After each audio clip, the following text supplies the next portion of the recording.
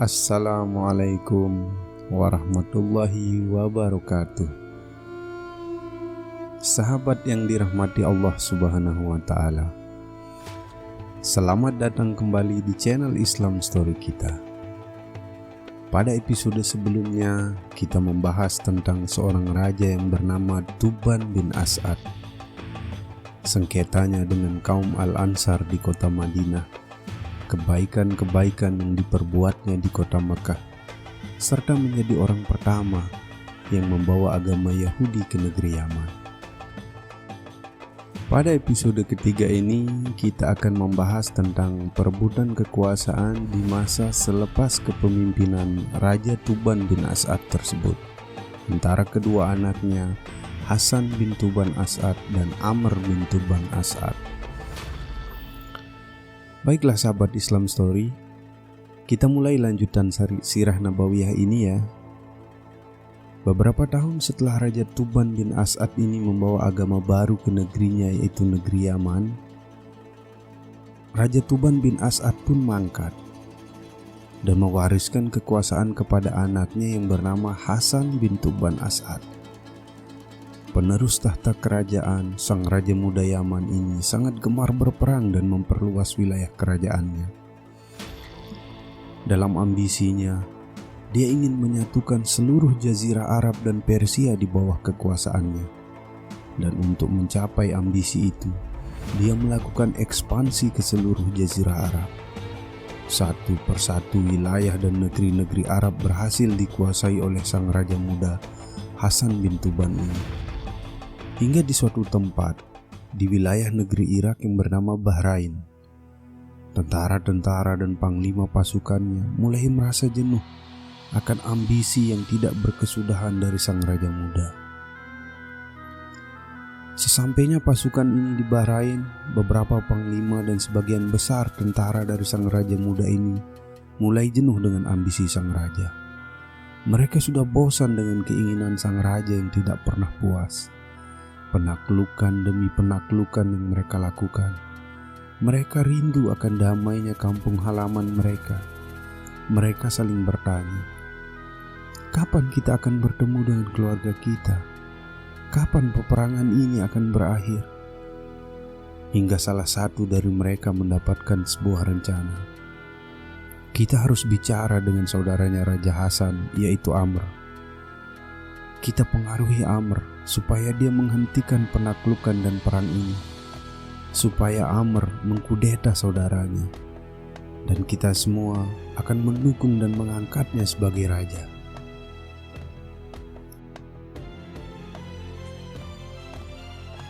Kemudian, para tokoh dan panglima-panglima kerajaan yang berkomplot ini pun mendatangi Amr.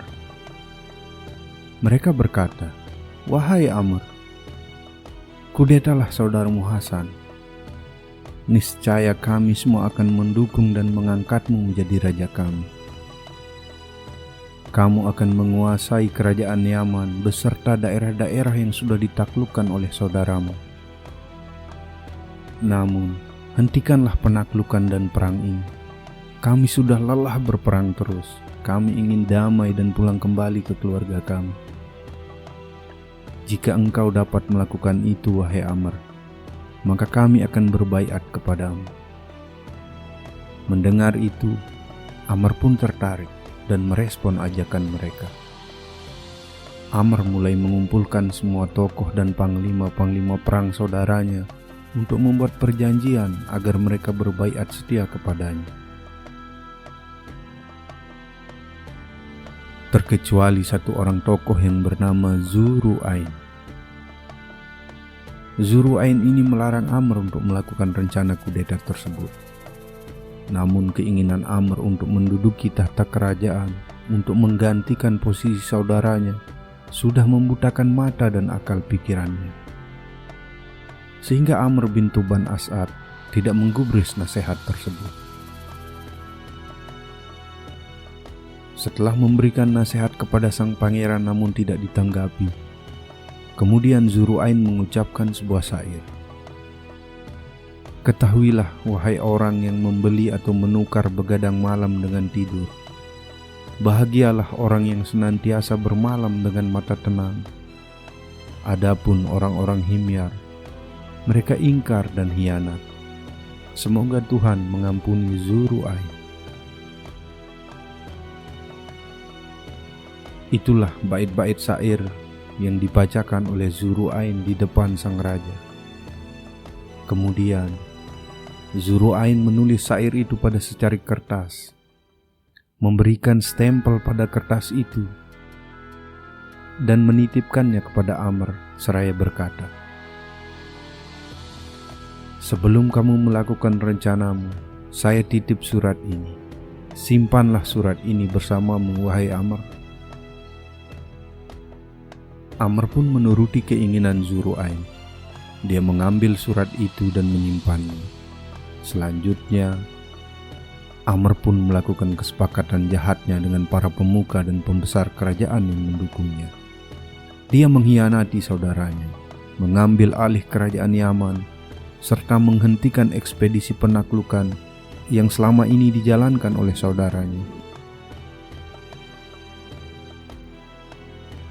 Setelah Amr dan panglima-panglima pasukan itu melakukan makar jahatnya, Amr kemudian membawa pulang seluruh pasukannya kembali ke Yaman.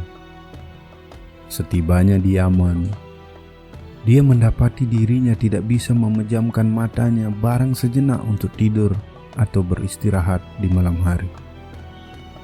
Dia menderita penyakit insomnia. Setiap malamnya, Amr gelisah dan tersiksa karena insomnia tersebut. Semakin hari, penyakit insomnia itu semakin menyiksa Amr. Semua tabib dan ahli obat kerajaan dia kumpulkan untuk bertanya, apa obat dari penyakit insomnia yang dideritanya. Tidak berhasil dengan ahli obat dan tabib kerajaannya, Amr kemudian beralih ke ahli nujum dan peramal-peramal. Amr mengumpulkan mereka semua dan bertanya, apa sebenarnya yang menimpanya. Para ahli nujum dan peramal itu semua kebingungan dan tidak tahu apa yang menimpa raja mereka. Terkecuali salah seorang di antara mereka yang berkata,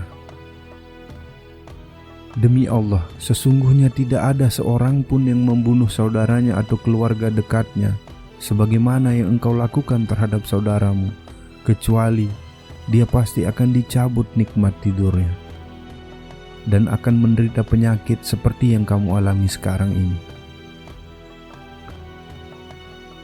Amr terdiam. Begitu Amr tahu penyebab penyakit yang dideritanya, dia merasa bersalah dan dendam kepada pembesar-pembesar kerajaannya yang selama ini telah menghasut dan menyuruhnya untuk melakukan kudeta kepada saudaranya sendiri.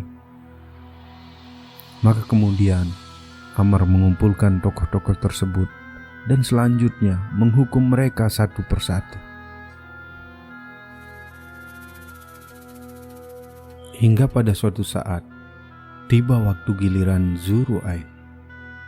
Zuru'ain pun dipanggil menghadap untuk dihukum. Begitu Zuru'ain akan dibunuh, maka Zuru'ain berkata, "Sebentar dulu wahai raja, saya punya alasan yang bisa meringankan saya." Amr berkata, "Apa itu wahai Zuru'ain?" Zuru'ain menjawab, "Surat yang dulu saya titipkan kepadamu. Bacalah surat itu." Maka sang Raja Amr bin Tuban Asad mengambil surat yang telah disimpannya, kemudian membacanya.